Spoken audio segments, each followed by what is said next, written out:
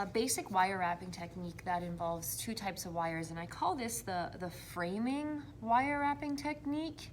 And what it is it involves a frame of thicker wire and then a thinner wire that's going around encaging the stone or found object, whatever it is that you're trapping within there. So that's one example. Here's another example. All the same technique, just looks different because I gauge my design off of the shape of the stone and what happens when like the lines go past, or I'm using the wire as a line within the design itself. So what I do is I will pick a piece, a found object that I'd like to use.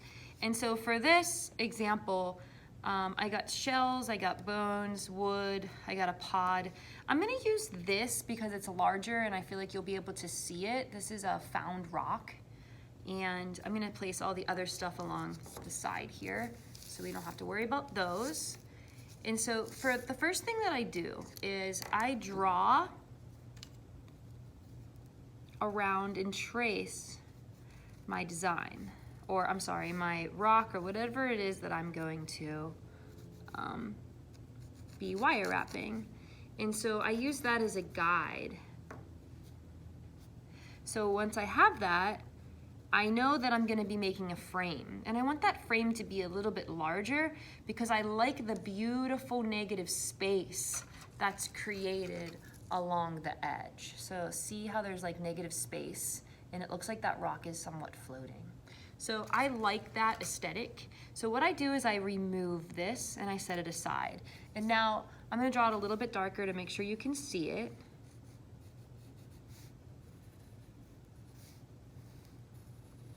Kind of looks like a state or something.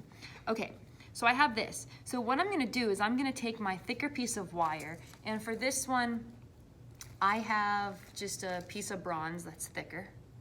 And then my thinner wire you all got is the thinnest wire I'm gonna use, the thinnest gauge, 22 gauge.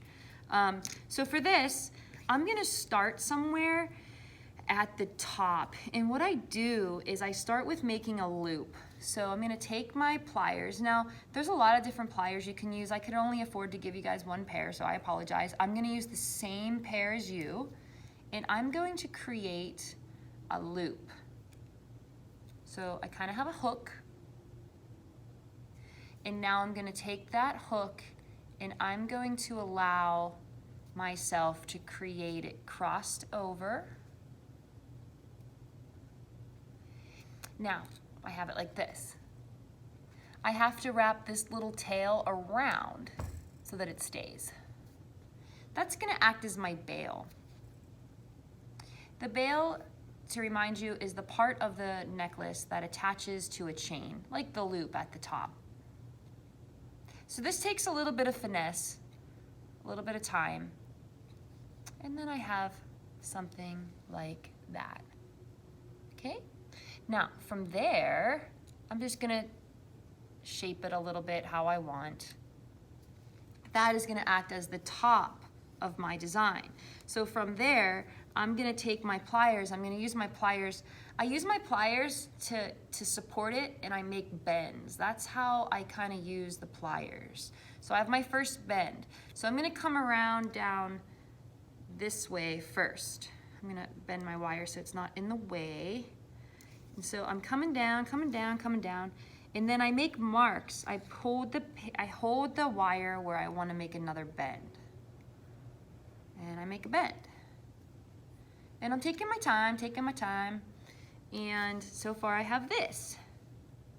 All right, so I'm a little bit on the outside of this line because I want there to be like a nice little negative space. So I kind of keep coming down my drawing, keep lining it up. I know it's hard for you to see. And then I get to the part where I make the nice little rounded spot at the bottom. And so I kind of use my pliers to finesse a little loop at the bottom. And I'm checking out, am I doing all right still? I'm okay. I don't like that shape exactly. So I'm gonna open it up a little bit more and then it gets sharper here. So I'm really paying attention to the contour line, which is the outline of my rock. In this case, it's a rock. Now here, it loops up and goes at an opposite curve. So once I get my bend in that way, I can use my pliers to help me. I'm gonna bend it out. So this is what I have so far. Okay. I'm still working on it, still working my way down. Okay, so that's looking pretty good. Now I'm gonna bend it. So every time I find a corner, I hold that corner with my pliers and I bend with my hands. This is a technique that all of you could do if you like this technique. I tend to like this one, but there are so many different wire wrapping techniques out there that I don't want to limit you to one. Okay, so now I'm making my way back up to the top. Can you see where I'm at here? I kind of have this outline. Now your wire's gonna get bendy and things like that, and that's kind of annoying. So I'm gonna come up to the top, and now I need to finish this off. So what I do is I take the tail, here's my loop at the top again, and I'm gonna bend it just like I did at the beginning. So I'll do that real quick, but carefully. And then I'm gonna cut off the excess.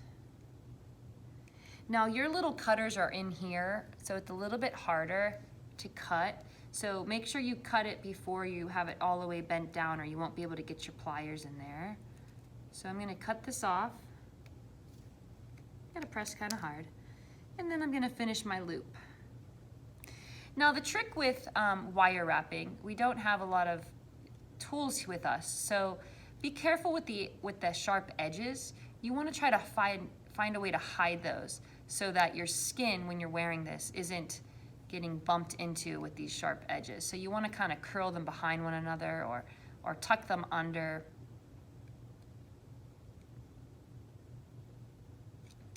And there you have it. So this is what it looks like.